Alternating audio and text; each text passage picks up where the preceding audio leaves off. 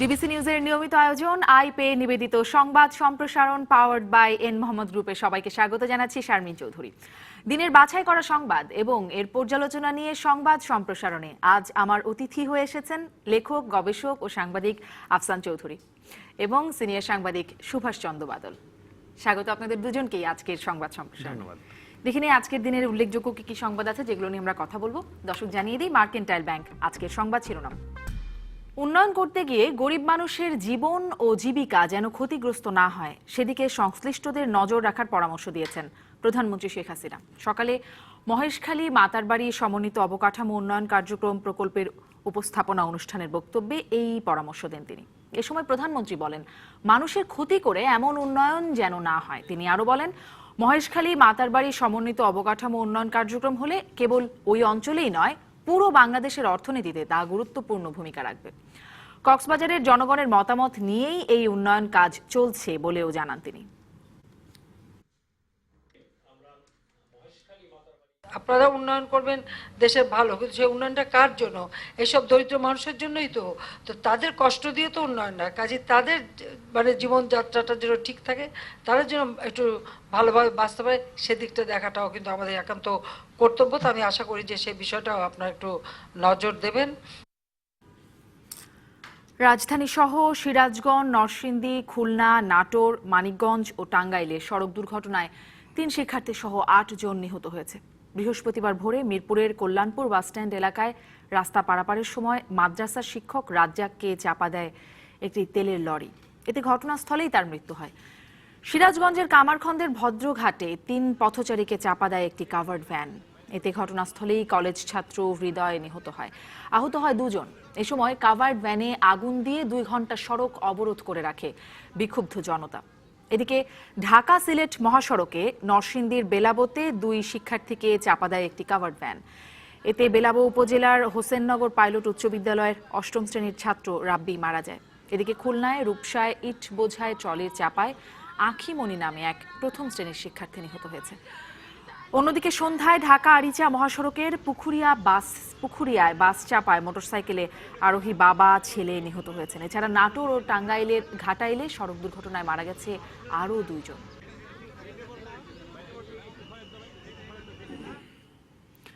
নিরাপদ সড়কের দাবিতে 7 দিনের আলটিমেটাম দিয়ে শিক্ষার্থীরা আন্দোলন স্থগিত করলেও আজও রাজধানীর কয়েকটি স্থানে মানববন্ধন হয়েছে। দুপুরে রাজধানীর প্রগতি সরণিতে মানববন্ধনে অংশ নেয় বাংলাদেশ ইউনিভার্সিটি অফ প্রফেশনালস এর শিক্ষার্থীরা। পরে তাদের সাথে যোগ দেয় আরও কয়েকটি বিশ্ববিদ্যালয়ের শিক্ষার্থী। এ সময় দাবি আদায় না হওয়া পর্যন্ত আন্দোলন চালিয়ে যাওয়ার ঘোষণা দেয় তারা। এদিকে একই দাবিতে রাজধানীর সায়েন্স ল্যাবেও মানববন্ধন করে শিক্ষার্থীরা। এছাড়া রামপুরা এলাকায় যানবাহনের কাগজপত্র পরীক্ষা করতেও দেখা যায় শিক্ষার্থীদের। মানববন্ধন ঘিরে পুলিশের ব্যাপক উপস্থিতি থাকলেও তারা জানিয়েছে, শান্তিপূর্ণ কর্মসূচি করলে তাতে বাধা দেওয়া হবে না। রং আর নাম পাল্টে আবারও রাস্তায় বাস নামানোর চেষ্টা ব্যর্থ হয়ে গেছে সুপ্রভাত পরিবহনের। ঘটনা জানাজানি হয়ে গেলে ডিপো থেকে সব বাস সরিয়ে নিয়েছে তারা। যে বাসটি বিইউপির ছাত্র আবরারের জীবন কেড়ে নেয় তার রুট পারমিট তো ছিলই না, এর বিরুদ্ধে 27টি মামলাও চলছিল। সুপ্রভাত পরিবহনের এ বাসের চাপায় মারা যান বিইউপির ছাত্র আবরার আহমেদ চৌধুরী। তাকে চাপা দেওয়ার একটু আগেই ধাক্কা দেয় আরেক পথচারীকে। সহপাঠীর মৃত্যুতে ক্ষোভে সড়ক অবরোধ। বের হয় সুপ্রভাত পরিবহনের নানা কাহিনী। এই বাসটি তার রুট পারমিট ছিল ঢাকা ব্রাহ্মণবাড়িয়া, তাহলে ঢাকা শহরে বাসটি চলল কেমনে? 2, এই বাসের এগেনস্টে 27 বার প্রসিকিউশন দেওয়া হয়েছে, এরপর বাসটা চলে কেমনে? সুপ্রভাতের ডিপো গাজীপুরায়। রুট পারমিট স্থগিত করার পর বাসের রং আর নাম পাল্টানোর চেষ্টা করে তারা। ঘটনা জানাজানির পর এই কাজ বন্ধ করে দেওয়া হয়েছে। এটা যদি হয় তাহলে অবশ্যই আমরা আইনগতভাবে এটাকে অবশ্যই বন্ধ করব। তাদের যদি রুট পারমিট না থাকে আমরা কোনোভাবেই চলতে দিব না, সেটা সম্রাট নামে চলুক আর সুপ্রভাত নামে চলুক। রুট পারমিট না থাকলে আমরা কাউকেই চলতে দেব না আমাদের। এর আগে শহীদ রমিজউদ্দিন কলেজের 2 ছাত্রকে চাপা দেওয়া জাবালি নূর পরিবহনেরও বিরুদ্ধে নাম পাল্টানোর চেষ্টার অভিযোগ উঠেছিল। Redwan Ahmed, DBC news, Dhaka. রাজধানীর মিরপুর এলাকায় তুরাগ তীরের অবৈধ স্থাপনা উচ্ছেদ করেছে বিআইডব্লিউটিএ এবং নৌ পরিবহন মন্ত্রণালয়। উচ্ছেদ অভিযানে নানা প্রজাতির শতাধিক ছোট বড় গাছ ভেঙে দেওয়া হয়েছে। এ নিয়ে উদ্বেগ প্রকাশ করেছেন স্থানীয়রা। বৃহস্পতিবার মিরপুর বেড়ি বাঁধের তুরাগ তীরে জোহরাবাদ এলাকায় যৌথভাবে উচ্ছেদ অভিযান চালায় বিআইডব্লিউটিএ এবং নৌ পরিবহন মন্ত্রণালয়। অভিযানের ২১তম দিনে বেশ কিছু ভবন, টিন শেড, ঘরসহ বিভিন্ন অবৈধ স্থাপনা উচ্ছেদ করা হয়। সব মিলিয়ে এ পর্যন্ত প্রায় ৩,০০০-এর বেশি স্থাপনা উচ্ছেদ করা হলো। স্থানীয়দের অভিযোগ, কোনো নোটিশ ছাড়াই বৈধ জমির মালিকদের ঘরবাড়ি গুড়িয়ে দেওয়া হয়েছে। অভিযানের বিরুদ্ধে তারা আদালতে যাওয়ার কথাও জানান। আমরা সিএসএস, আরএস এবং বিএসএ আমরা রেকর্ডিং মালিক আছি। আজকে ৩০ বছর ধরে আমরা ট্যাক্স, তারপর জমির খাজনা সবকিছু দিয়ে যাচ্ছি। ক্ষতিপূরণ দিতে হবে, যদি না দেয় আমরা আদালতে যাবো। বৈধ জায়গার মধ্যে ভাঙিয়ে দিলে আমরা দাম কই। উচ্ছেদ অভিযানে আম, কাঁঠাল, নারকেল, কড়ই, রেন্ট্রি সহ নানা প্রজাতির শতাধিক গাছ ভেঙে ফেলা হয়। গাছগুলা তো বড় বড় গাছগুলা এটা রাখা আছে, আবহাওয়ার একটা ইয়ে আছে। গাছ ভাঙে তো আমাদের মতো খুব যুক্তি আসে না কিছু। এখানে গাছগুলোও ভেঙে ফেলতেছে, এই গাছগুলো সবার দরকার। বিআইডব্লিউটিএ জানায় নদীর পাড়ে পরিকল্পিত সবুজ বেষ্টনী গড়ে তোলা হবে। এক্সকাভেশন বা ড্রেজিং এর মাধ্যমে অপারেশন করে নদীর জায়গা নদীকে ফিরিয়ে দিয়ে বাকি অংশ আমরা ওয়াকওয়ে, বসার বেঞ্চ এবং একটা সবুজ বেষ্টনী পরিকল্পিতভাবে গড়ে তুলব। আগামী সপ্তাহেও একই সাথে কর্মসূচি আছে। এই তুরাগ নদীর পরবর্তী অংশ যেটি টঙ্গী এবং আশুলিয়ার দিকে চলে গেছে, সে অংশে আমরা অব্যাহত রাখবো এই তৎপরতা। আগামী ২৫, ২৭ ও ২৮ মার্চ আবারও চলবে উচ্ছেদ অভিযান। Bijan Kumar Das, DBC news, Dhaka. জানিয়ে দিলাম আজকের দিনের উল্লেখযোগ্য সংবাদগুলো। এই সংবাদগুলো নিয়ে কথা বলতে চাই। অবশ্যই আজকে কথা বলবো সড়ক ব্যবস্থাপনা নিয়ে। আজকেও সড়কে প্রাণ গেছে ৩ শিক্ষার্থী সহ ৮ জনের। এই বিষয়টি নিয়ে কথা বলবো। আমাদের সঙ্গে আরো অতিথি যোগ দেবেন বলে আমরা আশা করছি। তবে আমি শুরু করতে চাই, সবশেষ আমরা যে খবরটি দেখলাম, নদী দখল মুক্ত করতে বিআইডব্লিউটিএ এবং নৌ পরিবহন মন্ত্রণালয়ের যে অভিযান চলছে তার ২১তম দিন আজকে। আমি আসলে আপনাদের দুজনের কাছ থেকে এটি নিয়ে শুরু করতে চাই যে এই অভিযানটি আজকে ২১তম দিনে চলছে। আমরা তো সবসময় দেখতে পাই এলাকাবাসী কিন্তু এটির বিপক্ষে বলে, তারা অসন্তোষ প্রকাশ করে এবং বলছে যে তাদেরকে কোনো রকম নোটিশ না দিয়েই নাকি এই উচ্ছেদ অভিযান চলছে। অন্যদিকে অভিযানকারী কর্তৃপক্ষ তারা এখানে একটা পরিকল্পিত কিছু করবার একটা প্রতিশ্রুতি দিচ্ছে। জানতে চাই আপনারা এই অভিযানকে কিভাবে দেখেন এবং এর আগেও তো এরকম অভিযান হয়েছে, তাতে কতটা লাভ হয়েছে? সুভাষ চন্দ্র বাদল। ধন্যবাদ আপনাকে। আমার কাছে মনে হয়েছে এবারের অভিযানটা একটু ভিন্ন। এর আগেও এই উচ্ছেদ অভিযান কিন্তু কয়েক বছর ধরে চলেছে।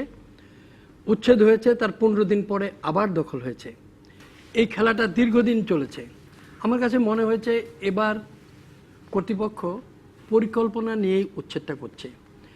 কারণ আমি দেখেছি যেখানে উচ্ছেদ হচ্ছে আর পরপরই সেখানে খনন কাজটাও শুরু হয়েছে এবং উচ্ছেদ করার পরে কি করা হবে সে প্ল্যানটাও কিন্তু দিয়েছে। সবুজ বেষ্টনী হবে, ওয়াকিং প্লেস করা হবে, রাস্তা করা হবে, বিভিন্ন পরিকল্পনা কিন্তু সরকারের এই ব্যাপারে। কিন্তু আমরা যেটি দেখছিলাম যে উচ্ছেদের শিকার যারা হচ্ছেন, মানে যারা আপত্তি জানাচ্ছেন, তারা কিন্তু বলছেন তাদের কাছে বৈধ কাগজপত্র আছে, তারপরেও এটি করা হচ্ছে। আমি একটু এই প্রসঙ্গে আসি সুভাষ চন্দ্র বাদল। আমি নিশ্চয়ই আফসান চৌধুরী আপনার কাছ থেকেও জানবো, কিন্তু আমরা যে সড়ক আন্দোলন এবং তার পরিপ্রেক্ষিতে এক বর্তমান অবস্থা নিয়ে কথা বলতে চাচ্ছিলাম, আমরা আমাদের সঙ্গে সংযুক্ত করতে পারছি টেলিফোনে ঢাকা উত্তর সিটি কর্পোরেশনের মেয়র আতিকুল ইসলাম। জনাব আতিকুল ইসলাম, আপনি কি আমাকে শুনতে পাচ্ছেন? আপনাকে স্বাগত জানাচ্ছি আজকের সংবাদ সম্প্রসারণে। আপনি ব্যস্ততার মধ্যে আমাদেরকে সময় দিচ্ছেন, শুরুতেই ধন্যবাদ জানাচ্ছি। আপনার কাছ থেকে আসলে শুরুতেই জানতে চাই যে শিক্ষার্থীরা তো 7 দিনের আলটিমেটাম দিল এবং আপনার আশ্বাসেই তারা ঘরে ফিরে গেল, যদিও কোথাও কোথাও বিচ্ছিন্ন হবে, এখনো আন্দোলন চলছে। কিন্তু আপনি যে আশ্বাস দিলেন যে 7 দিনের মধ্যে পরিকল্পনা হবে এবং 30 দিনের মধ্যে দৃশ্যমান বাস্তবায়ন কিছু শুরু হবে, আসলে আপনারা কি করবেন? আপনাদের কোনো পরিকল্পনা তৈরি আছে কিনা, ভাবছেন কিনা? আপনারা জানেন যে গত বছরের যে দুঃখজনক ঘটনাটা ঘটলো, তারপর আমি সেখানে গিয়েছিলাম। আমি আপনাদের তাদের জানাজাও গিয়েছিলাম। তারপর আমি ভিসির সাথে কথা বলেছি, মেয়র জেনারেল বাড়ির সাথে কথা বলেছি এবং তার পরের দিন এবং সেদিন যে ছাত্রের দাবি ছিল, বিভিন্ন অনেকগুলো দাবি ছিল এবং তাদের মধ্যে একটা অন্যতম দাবি ছিল যেখানে নিহত হয়েছে এখানে একটি ফুটওভার ব্রিজ করার জন্য, এবং এটা ইয়ার নামেই হবে, আবরারের নামেই হবে। তা আমরা সেদিন রাত্রেবেলা যেটি আমার হাতে যেটি আছে ডিএনসিসির হাতে, আমরা ইমিডিয়েটলি বসে রাত্র পর্যন্ত কিভাবে কি করতে হবে করে পরের দিন সকালবেলা আমরা আপনার নামে চেষ্টা করেছি ফুটওভার ব্রিজটা করার জন্য, এবং এখনো কাজ চলছে। জি মাননীয় মেয়র, এটি তো তাদের একটি দাবি, কিন্তু মূল দাবি আমি যেগুলো শেষ করছি এবং তাদের আরো যে অনেকগুলো মূল দাবি ছিল, এবং গতকাল যখন আমি গেলাম আমাদের পুলিশ কমিশনার সহ আমাদের ভাইস চ্যান্সেলর জেনারেল বাড়ি সহ, তখন তো আরো অনেকগুলো দাবি ছিল। তাদের মধ্যে তার 3টি মেইন দাবি তারা করেছিল, যে আগামী 7 দিনের মধ্যে ঢাকা সিটি কর্পোরেশন কি প্ল্যান করবে, যে স্পিড ব্রেকার কোথায় দিবে, কোথায় জেব্রা ক্রসিং দিবে, কোথায় আন্ডারপাস হবে, কোথায় ফুটওভার ব্রিজ হবে, এটা একটি প্ল্যান দেখাতে হবে তাদেরকে। এবং আগামী 30 দিনের মধ্যে কিছু কিছু ভিজিবিলিটি আনতে হবে। এটি হচ্ছে আমাদের ডিএনসিসির সাথে তাদের যেটা কথাবার্তা হচ্ছে। তারপরে তারা বলেছে 30 দিনের মধ্যে পুলিশকে চার্জশিট দিতে হবে। ঠিক আছে, এগুলো হচ্ছে তাদের অন্যতম দাবির মধ্যে দাবিগুলো ছিল। এবং তাদের কাবেলি নোট এবং সুপ্রভাত যে বাস আছে তাদেরকে তাদের যেগুলোতে বৈধ কাগজপত্র নাই, এবং এই দুটো লাইসেন্সকে কমপ্লিটলি ভাবে স্থগিত ঘোষণা করতে হবে। জি, কিন্তু আপনি আপনার বক্তব্য যখন শুনছিলাম আপনি বলছেন যে চলাচল বন্ধ ঘোষণা করা হচ্ছে, মানে এটা কি আসলে? জি শুনেন, ছাত্ররাও ছিল, আমরা বলেছি চলাচল বন্ধ ঘোষণা করা হবে। চলাচল বন্ধ ঘোষণা করার পরে প্রত্যেকটি বাসের যে বিশেষ করে সুপ্রভাত এবং আমাদের জাবেরি নূর যেটা আছে তাদের প্রত্যেকের কাগজপত্র আমি চেক করতে বলেছি, এবং চেক করে আমি আমার সাথে দিতে বলেছি, এবং এই কাগজগুলো বিআরটিসি বিআরটিএ সবাইকে বলেছি যে টোটাল কাগজ চেক করার পর তারপর আমার কাছে দিতে বলছি।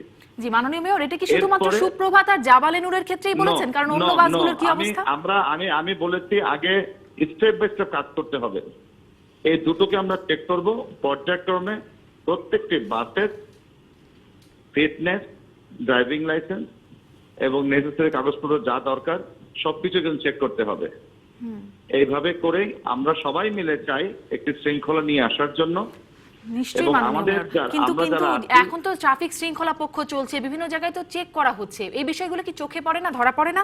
কারণ যেই বাসটি আবরারকে চাপা দিল তার রুট পারমিটই ছিল না, এবং 27টি মামলাও ছিল সেই বাসটির বিরুদ্ধে। রাইট, আমরা দেখুন আমি বলেছি ছাত্রদেরকে যে আমি দায়িত্ব নিয়েছি যেদিন ঘটনাটা ঘটে 10 দিন হয়েছে, এবং আমি বলছি আমি যতভাবে কঠিন হতে চাই, কঠিন থেকে কঠিন এইসব ব্যাপারে আমি পুলিশ কমিশনারের সহায়তা চেয়েছি, আমি সকলের সহায়তা চাচ্ছি, এবং বাস মালিক যারা তাদেরও সহায়তা চাচ্ছি যে আপনারা মেহরবানি করে আপনাদের নিজস্ব ড্রাইভারের ফিটনেস চেক করুন, গাড়ির লাইসেন্স চেক করুন, এবং তার সবকিছু চেক করার পরেই আপনার রাস্তার জন্য সব ধরনের বাস যেন নামে।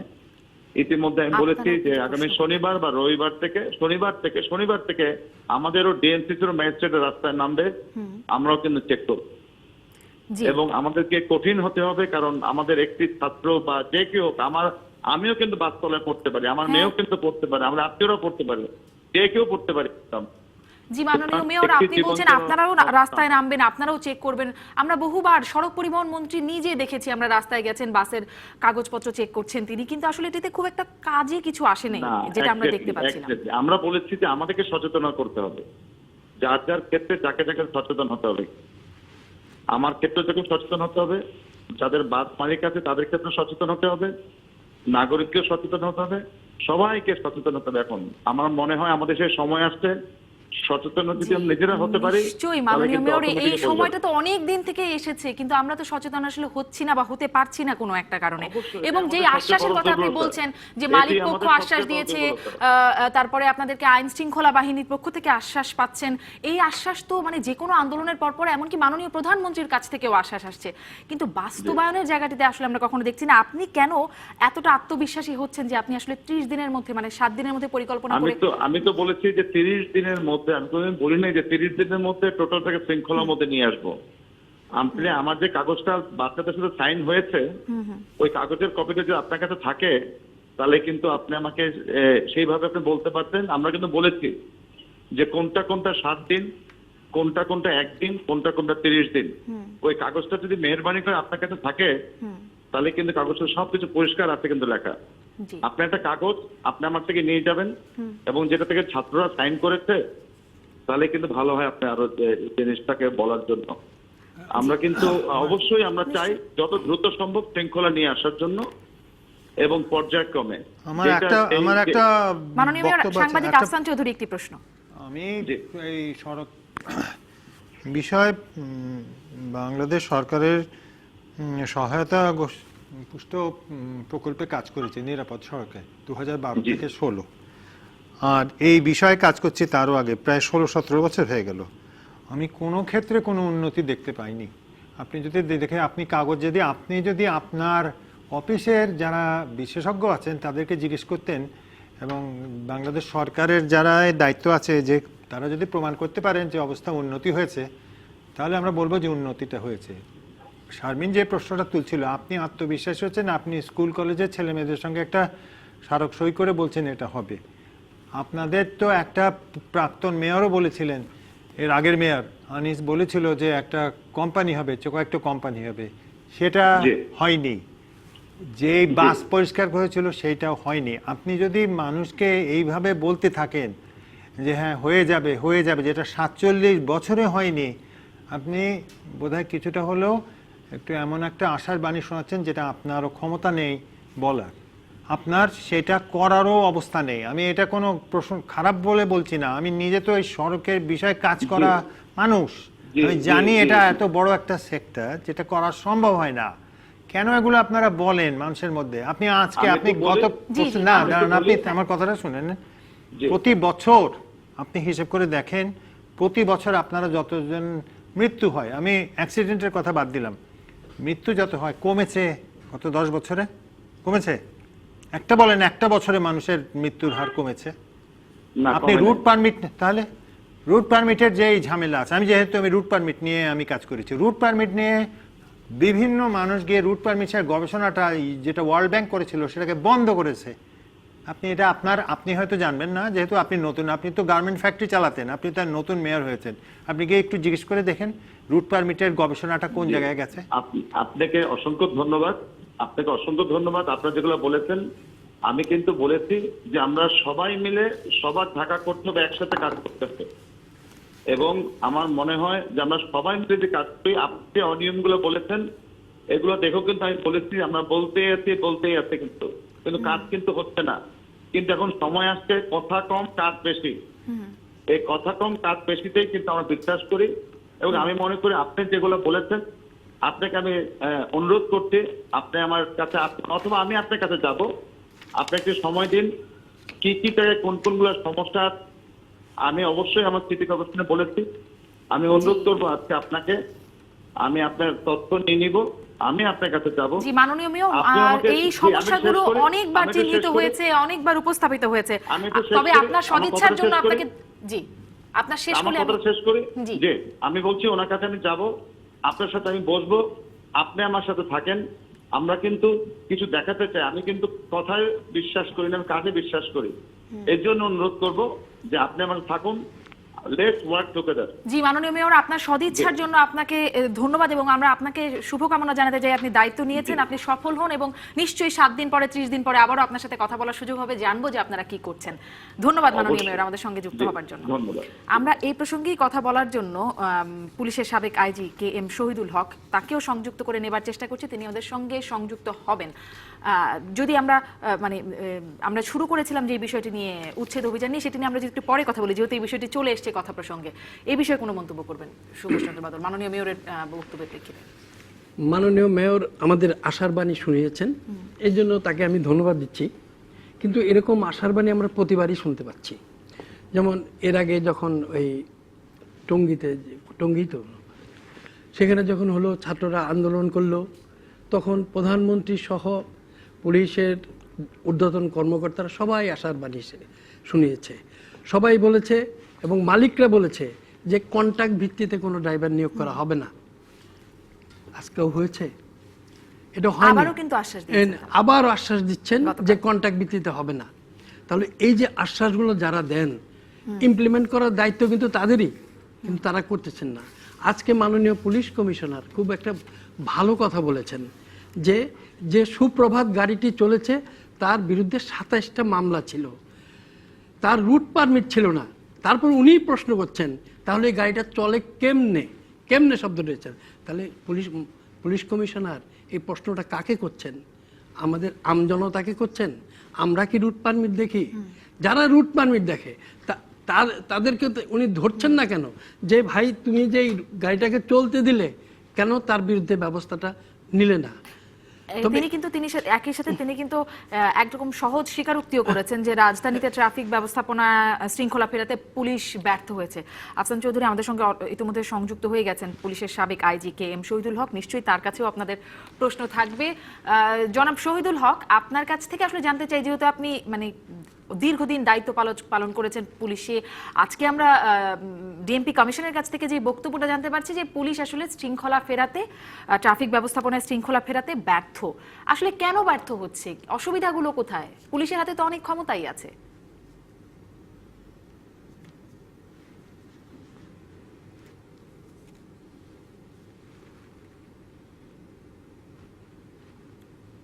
পুলিশ কমিশনার যদি এই কথা বলে থাকে, আমি মনে হচ্ছে উনি সত্যটা স্বীকার করেছে। সরি, তবে একটা জিনিস খেয়াল রাখবেন যে সমস্যার ব্যাপকতা এত বেশি, সেখানে একা পুলিশের পক্ষে এই সমস্যার সমাধান করা খুবই কঠিন ব্যাপার।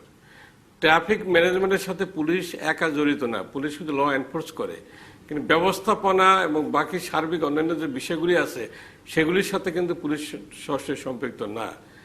কাজে একা এত ব্যাপক সমস্যা, এত এজেন্সি জড়িত, যেখানে প্রায় 25 থেকে 30টি এজেন্সি জড়িত, সকলকে যদি আপনি একভাবে না আনেন তাহলে এই সমস্যার সমাধান করা সম্ভব না। পুলিশ একা কেন? মানে এতগুলো এজেন্সি তো সবাই আশ্বাস দিচ্ছে, তারপরে পুলিশ একা কেন? এটি তো রইলই একটি প্রশ্ন। সাথে সাথে জানতে চাই যে যেমন ধর এটি তো পুলিশ অন্তত দেখতে পারতো যে যেই সুপ্রভাত পরিবহনটি চাপা দিয়েছে আবরারকে, শিক্ষার্থী আবরারকে, সেই শিক্ষার্থী মানে সেই বাসের রুট পারমিট তো ছিলই না, তার বিরুদ্ধে 27টি মামলা ছিল। এসব নিয়ে কিভাবে বাসটি চলছিল এটি তো পুলিশের দেখার কথা ছিল নাকি?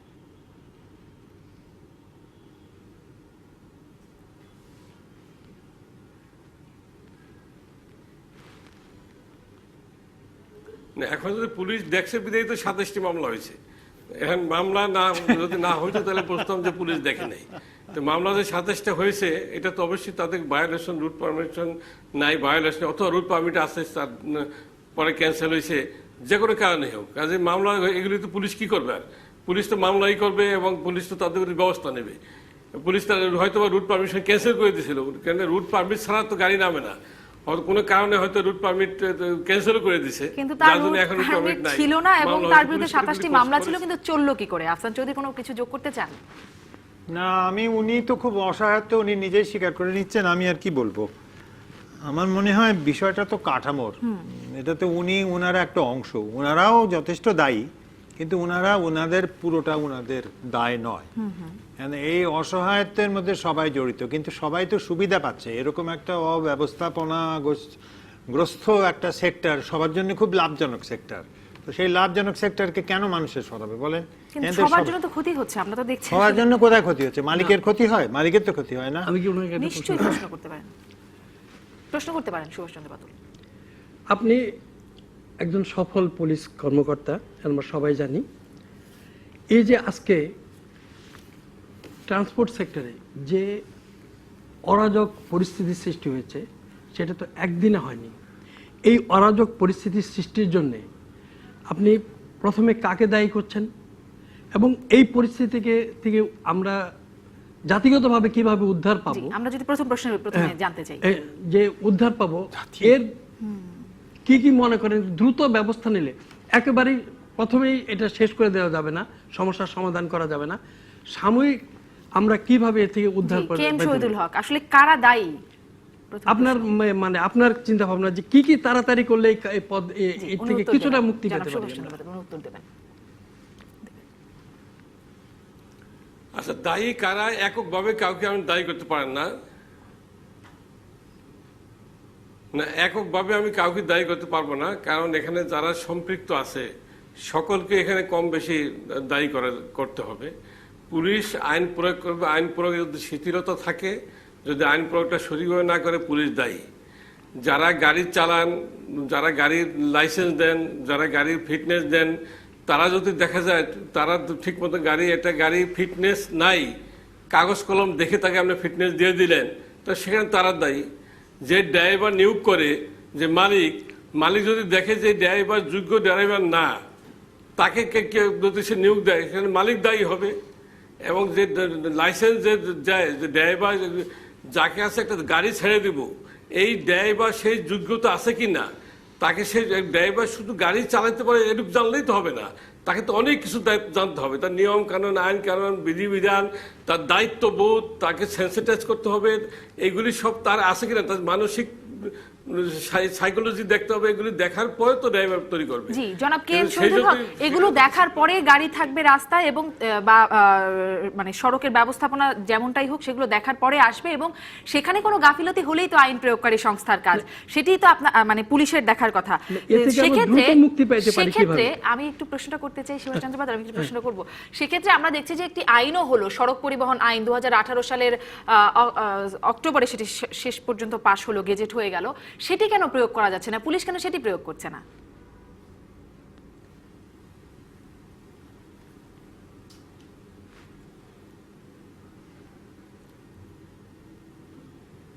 না, পুলিশ কি প্রয়োগ করবে? যদি ট্রাফিক লয় ভায়োলেশন হয়, ভায়োলেশনের জন্য মামলা দিবে। ডিএমপিতে আমার মনে হয় প্রতিদিন পরে 2 থেকে 3 হাজার মামলা হয়। তো মামলা তারা কি করবে? পুলিশ তো আর গাড়ি দৌড়ে ভেঙে ফেলতে পারবে না, পুলিশ তো ড্রাইভারকে দৌড়ে হাজতে দিতে পারবে না। আমাকে আইনে যে ক্ষমতা দিছে, যদি সে ভায়োলেশন হয়, ভায়োলেশনের প্রসিকিউশন দিব, প্রসিকিউশন দেওয়ার পর তার মামলা হবে, তার জরিমানা হবে, এটাই তো পুলিশের কাজ। এখন যেই মালিক একজন অযোগ্য ড্রাইভারকে নিয়োগ দিছে, সেই মালিককে অ্যারেস্ট করার বিধান তো আইনে নাই, সেই মালিককে আইনের আমলে আনার তো বিধান তো আইনে নাই। কাজেই আপনার সবগুলি তো এগুলি দেখতে হবে। পুলিশের পক্ষ থেকে পুলিশ যেরকম করতেছে, পুলিশ তার দায়িত্বটুকু পালন করছে। এখন আপনি নিজেই বললেন যে এই প্রভাতের বিরুদ্ধে 27টা মামলা হচ্ছে, এই 27টা মামলা তো পুলিশই দিছে। তো তাদের ভায়োলেশন ছিল, ট্রাফিক আইনের ভায়োলেশন ছিল, তো মামলা দিছে। তো পুলিশ তো এখানে চোখ বন্ধ করে রাখেন, তাকে তো কোনো খাতির করেন যে তুমি ভায়োলেশন করছো, তোমার বিরুদ্ধে কোনো কিছু করলাম না। যদি দেখলাম যে তার বিরুদ্ধে কোনো কিছু না হয়েছে, তাহলে আপনি পুলিশে দায়ী করতে পারতেন। কিন্তু মামলা এখন যে ড্রাইভার, সে ড্রাইভারের লাইট লাইসেন্স ছিল, লাইট লাইসেন্স দিয়ে একটা বড় হেভি গাড়ি চালাচ্ছে, এটাও তো দেখা উচিত। হেভি গাড়ি মালিক দিল কেন? এখানে মালিককে জবাব দিতে আনতে হবে।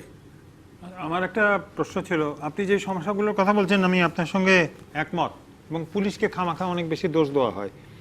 আমার যে প্রশ্নটা ছিল সেটা হচ্ছে যে এই সমস্যাগুলোর কথা আপনি বলেছেন, যে সমস্যাগুলোর কথা মেয়র বললেন এবং অন্য সবাই বললেন, এটা বাংলাদেশের সচিবালয় যেখানে ধরুন শেষ অবস্থায় নিয়ন্ত্রণ করা হয়, ওনারা তো এই বিষয়গুলো জানেন, তাই নয় কি?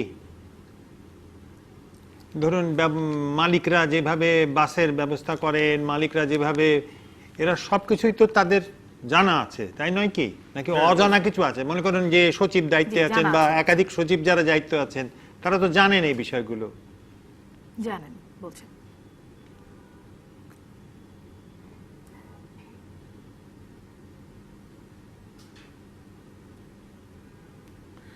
শুনেন, আমাকে এখানে একটা সিস্টেম যদি আপনি গ্রো না করাইতে পারেন, তাহলে সম্ভব না। এইভাবে হিউম্যানিটি রাস্তা রাস্তা পুলিশ দ্বারা করাইয়া, এখানে হাজার হাজার অলি গলি রাস্তাঘাট আছে, সেখানে আপনি পুলিশ দিয়ে এগুলি দ্বারাই করে সেটা হবে না। আপনি বিশ্বে এখন কি বলতেছে, আপনি এখানে ডিজিটালাইজ করতে হবে, ক্যামেরার মাধ্যমে সব সার্ভিলেন্স হবে। ওই ক্যামেরা দেখে ড্রাইভার সতর্ক হবে যে আমাকে আমার ছবি তোলা হইতেছে, কাজে আমি যা ইচ্ছে তাই করতে পারবো না, যেটা আধুনিক বিশ্বে আছে। কিন্তু সেইভাবে যদি ডিজিটালাইজ করতে পারেন, তাহলে ট্রাফিক ব্যবস্থাটা অনেকটা, আমি মনে করি যে এখন যে ভায়োলেশনের হার অনেক কমে যাবে। তারপর অসংখ্য ধন্যবাদ আপনাকে, আপনি আমাদের সঙ্গে যুক্ত হলেন। বোঝা যাচ্ছে আসলে অনেক বড় কর্মযজ্ঞ। আমরা আর একটা বিরতিতে যেতেই হবে, এখন বিরতির সময় হয়ে গেছে। দর্শক থাকুন সাথেই। ফিরলাম সংবাদ সম্প্রসারণে। আমরা যে বিষয়টিতে ছিলাম সেটি নিয়ে কথা বলতে চাই। আফসান চৌধুরী, আপনার কাছ থেকে একটু শুনে বিষয়টির প্রসঙ্গ পাল্টাতে চাই যে আমরা পুলিশের সাবেক আইজির কাছ থেকে শুনলাম যে পুলিশের আসলে খুব বেশি কিছু করার নাই। ডিএমপি কমিশনার তো বললেনই যে তারা একরকম ব্যর্থতার স্বীকার করে নিলেন। এমনকি সড়ক পরিবহন মন্ত্রীও কিছুদিন আগে কিন্তু বলেছেন যে আসলে অসহায় মালিক শ্রমিকদের কাছে একরকম সদিচ্ছা থাকার পরেও কি তাহলে বিষয়টা সম্ভব হচ্ছে না এরকম? ধন্যবাদ। আমার মনে হয় এটা খুব তিক্ত না শোনালে এইটুকু বলবো যে করার যে প্রয়োজন আছে এই জিনিসটা মানুষের হয়তো অনুভব করে, কিন্তু করার জন্য যে সক্রিয়তা দরকার সেটা নেই। এবং করলে অবস্থাটা পুরোপুরি পাল্টাবে না, কারণ এটা এত গভীরে চলে গেছে। এটা একটা কোটা কাঠামো পরিবর্তন করার ক্ষমতা আমাদের কারণেই কয়েক বছর লাগবে হয়তো এটার পিছনে, কিন্তু অবস্থার উন্নতি করা সম্ভব। যেটা এখন হচ্ছে বাংলাদেশের রাজনীতির ক্ষেত্রে, এটা হচ্ছে এই সরকারের বোধহয় অনুধাবন করা দরকার যে এই সমস্যাগুলো ক্রমেই রাজনৈতিক সমস্যায় পরিণত হচ্ছে। সেটা কিন্তু সরকারের জন্য অসুবিধা। সড়কে মানুষ বাঁচাবার দরকার নেই, কিন্তু সরকারকে ভালোভাবে শান্তিতে যদি তাকে দেশ চালাতে হয় তাহলে এই হত্যাকাণ্ড থামাতে হবে, কমাতে হবে। কিন্তু আমার মনে হয় না ততটা ইচ্ছা দেখেছি। বড় গবেষণা হয়েছে, ছোট গবেষণা হয়েছে, প্রচেষ্টা হয়েছে, আমি তো বললাম নিজেই আমি কাজ করেছি, কিন্তু আমার মনে হয় অনেকেই বলতে পারবেন যে এইগুলো করলে সুবিধা হয়, কিন্তু এগুলো করতে তো দেখছি কারণগুলো চিহ্নিত, কিভাবে করা সম্ভব সেটাও চিহ্নিত, কিন্তু বাস্তবায়নটাই হচ্ছে না। আমরা একটু প্রসঙ্গ পাল্টাতে চাই। সুভাষ চন্দ্র বাদল, আমরা আমাদের সহকর্মী হাসান মাহদি, তিনি গিয়েছিলেন নিউজিল্যান্ডে বাংলাদেশ ক্রিকেট দলের সাথে, তিনি ফিরেছেন এবং তিনি আমাদের সাথে সংযুক্ত আছেন। আমি আসলে হাসান মাহদি আপনার কাছ থেকে জানতে চাই যে মরদেহ হস্তান্তর প্রক্রিয়া চলছে নিউজিল্যান্ডের ক্রাইস্টচার্চে হামলার ঘটনার পরে, আমরা জানি কালকে থেকে শুরু হয়েছে। সব মিলিয়ে আপনি যেহেতু ফিরলেন কেবল, একদম সব খবর আপনার কাছে নিশ্চয়ই আছে এবং যোগাযোগ রাখছেন, সব মিলিয়ে সবশেষ যদি আমাদের একটু জানান।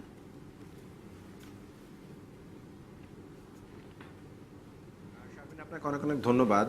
যেটা আপনি বললেন মাত্র যে লাশ হস্তান্তর প্রক্রিয়া শুরু হয়েছে এবং সেই লাশ হস্তান্তর প্রক্রিয়ার অনেকখানি সম্পূর্ণ হয়ে গেছে।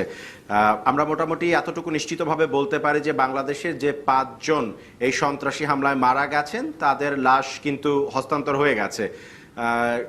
তাদের আত্মীয় স্বজন বা বন্ধু বান্ধব যারা এই মুহূর্তে নিউজিল্যান্ডে আছে তারা সেই লাশ গ্রহণ করেছে। সেখানে 2টা লাশ আছে যাদেরকে দাফন করা হবে নিউজিল্যান্ডে, সেটা মোহাম্মদ সামাদ এবং হুসনে আরা, যে দুজন যাদের এই 2টা নামই আসলে আমরা প্রথম নিশ্চিত হতে পেরেছিলাম।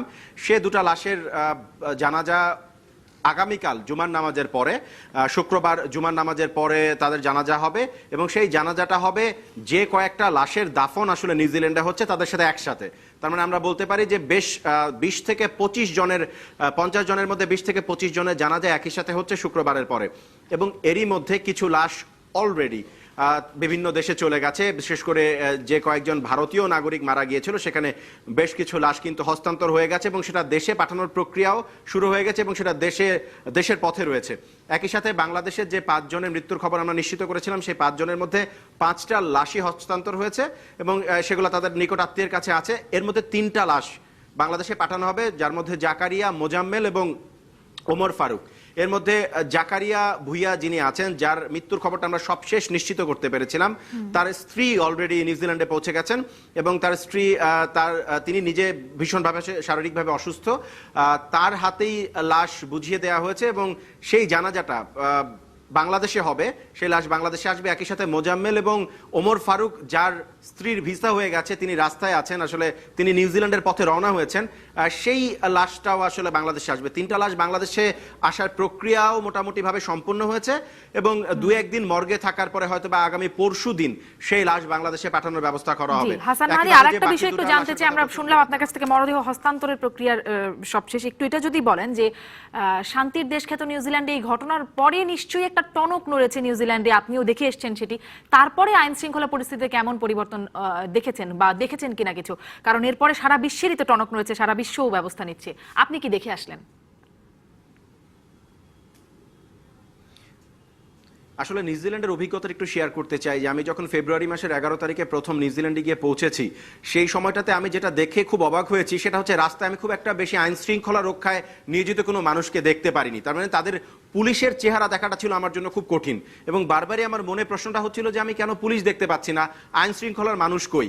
আসলে নিউজিল্যান্ড দেশটা এরকমের যে যেখানে খুব একটা বেশি আইন শৃঙ্খলা রক্ষাকারী মানুষজনকে রাস্তায় দেখা যায় না। সেই জায়গা থেকে আমরা দেখেছি পরবর্তীতে প্রত্যেকটা মসজিদে প্রায় 3 থেকে 4 জন করে অস্ত্রধারী পুলিশ মোতায়েন করা হয়েছে এবং শারমিন এই কথাটা নিশ্চিত করতে চাই যে নিউজিল্যান্ডে যারা টহলরত অবস্থায় পুলিশ থাকে তাদের হাতে কিন্তু কোনো অস্ত্র থাকে না, তারা অস্ত্র ছাড়া থাকে, কোনো ফায়ার আর্মস তাদের কাছে থাকে না। সেই জায়গা থেকে আমরা সশস্ত্র পুলিশ দেখেছি মসজিদের পাহারায়। একই সাথে বলতে চাই যে লিনুট মসজিদটা খুলে দেওয়া হয়েছে, ক্রাইস্টচার্চ মসজিদে জুমার নামাজ হবে আগামীকালকে। সেই জুমার নামাজের পরেই কিন্তু একটা অনেকগুলা লাশের একসাথে জানাজা হবে, যেটাকে আমরা গণজানাজা বলতে পারি, এবং তারপরে কিন্তু দাফন প্রক্রিয়াও শুরু হয়ে যাবে। এবং যেটা বলছিলাম, আইন শৃঙ্খলায় বেশ বড় ধরনের পরিবর্তন এসেছে। তাদের সরকারি নীতিতে অস্ত্র আইনে কিছু পরিবর্তন আনা হচ্ছে, নিরাপত্তার বিষয়ে কিছু পরিবর্তন আনা হচ্ছে। একই সাথে বলতে চাই যে রেসপন্সটা কেমন ছিল নিউজিল্যান্ডের যারা স্থানীয় অধিবাসী, তাদের রেসপন্স ছিল সত্যিকার অর্থেই মনোমুগ্ধকর। আমার সাথে এরকমও হয়েছে ব্যক্তিগতভাবে, আমি যখন রাস্তায় হাঁটছিলাম, অনেক কিউই নারী পুরুষ যারা একটু বয়স্ক, তারা অনেকেই আমাদের কাছে ছুটে এসেছে, আমাদেরকে জিজ্ঞেস করেছে আমরা কোন দেশ থেকে এসেছি। যখন আমি পরিচয় দিয়েছি যে আমি বাংলাদেশ থেকে এসেছি এবং আমি একজন মুসলিম, তারা আমাদেরকে জড়িয়ে ধরেছে, জড়িয়ে ধরিয়ে কান্নায় ভেঙে পড়েছে। বারে বারে তারা বলছিল যে উই আর ভেরি সরি। তাদের ভেতরে এই যে মানে দুঃখবোধ বা এই ব্যাপারে তারা যে নিজেদেরকে অপরাধী ভাবছে, এটা সত্যিকার অর্থে গোটা দুনিয়াতে একটা নজিরবিহীন এবং গোটা দুনিয়াতে একটা দারুণ পজিটিভ ইমপ্যাক্ট তৈরি করেছে। আমার শেষ করতে হবে এই অংশটুকু। আপনাকে ধন্যবাদ জানাচ্ছি হাসান মাহাদি সংযুক্ত হওয়ার জন্য। একটা বিরতি নিয়ে আবারও ফিরছি আপনাদের কাছে। দর্শক, ফিরলাম সংবাদ সম্প্রসারণে। আসলে আমরা শুরু করেছিলাম যে প্রসঙ্গটিতে, যেটা নিয়ে আমরা আসলে কথাই বলতে পারিনি, সেটা নিয়ে আবার একটু শেষ করে দিতে চাই খুব অল্প করে শুনে। যে উচ্ছেদ অভিযান চলছে, বিআইডব্লিউটি এবং নৌ পরিবহন মন্ত্রণালয় আজকে তুরাগ তীরে উচ্ছেদ অভিযান চলেছে 21তম দিনে। আপনার মন্তব্য? ধন্যবাদ। আমাদের দেশে যে সমস্যাটা হয়, যে ওই সমস্যাটা অনেক দিন ধরে, বাদল যে কথাটা বলছিল, অনেক দিন ধরে তৈরি হয়, তারপরে হঠাৎ করে একদিন সকালবেলা ঘুম থেকে উঠে আমরা একটা সমস্যার সমাধান করতে চাই। এইটাই হচ্ছে একটা বড় সমস্যা। ওই মানুষগুলো তো 20-25 বছর ধরে খাজনা দিচ্ছিল ওখানে, আসলেই তো ওই মানুষগুলো তো ওখানে দখল করেছে, ওই মানুষগুলো বেআইনি দখলদার।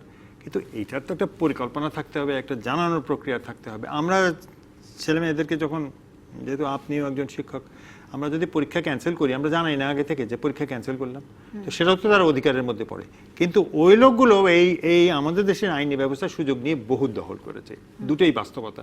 এই দুটো বাস্তবতাকে সমন্বয় করতে হলে আমাদের একটা পরিকল্পনা দরকার। ওইটাকে আমি কখনো দেখতে পাই। পরিকল্পনার কথা বলছেন সুভাষ চন্দ্র বাদল, আপনিও বলছিলেন যে এবারেরটা একটু ভিন্ন, কারণ এবারে পরিকল্পনা দেখা যাচ্ছে যে এরপরে কি হবে। কিন্তু এই পরিকল্পনাও ভেস্তে যাবে না তো? কারণ আইনি জটিলতায় আবার পড়তে হবে না তো?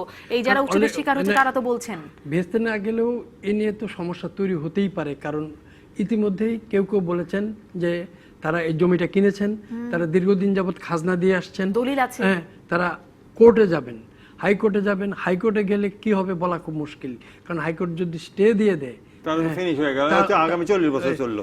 এটা যে কতদিন চলবে তার কোনো ঠিক নেই। তবে একটা জিনিস এটা আমার কাছে খুব প্রশ্ন লাগে, যে যারা এই যে সরকারের জমি, নদীর জমি, সেই জমিটা কিভাবে বিক্রি হলো, কারা বিক্রি করলো, এই জিনিসটা বোধ খুঁজে বের করা দরকার। নিশ্চয়ই তাদের কাছে একটা ক্ষতিপূরণের ব্যবস্থা করা দরকার, এবং এই ক্ষতিগ্রস্ত মানুষদের একটা ক্ষতিপূরণ দিতে হবে। নিশ্চয়ই আরো কথা বলার সুযোগ হবে এই বিষয়টি নিয়ে। ধন্যবাদ আপনাদের দুজনকে। আজকের মতো শেষ করতে হচ্ছে সংবাদ সম্প্রসারণ। ভালো থাকুন।